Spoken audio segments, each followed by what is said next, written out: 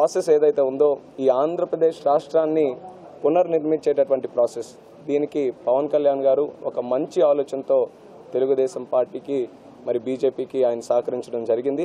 మరి ప్రజలు కూడా ఆ రకమైనటువంటి నమ్మకంతో చంద్రబాబు నాయుడు గారిని ఎన్నుకున్నారు.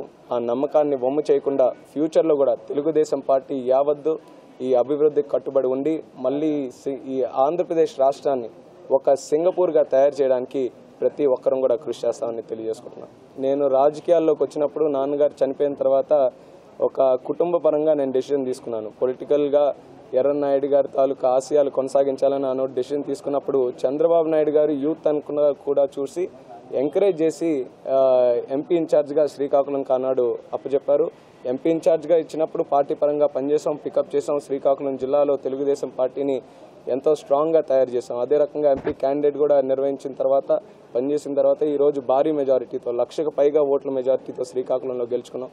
పార్టీ ఎప్పుడు ఏ బాధ్యత అప్పచెప్పినా సరే సక్రమంగా నిర్వర్తిస్తాం. ఫ్యూచర్లో కూడా ఎంత పెద్ద రెస్పాన్సిబిలిటీ అయినప్పటికీ కూడా ఒక యూత్గా ఒక ఎంతూసియాస్టిక్ పర్సన్గా తప్పకుండా నిర్వర్తిస్తాం కూడా.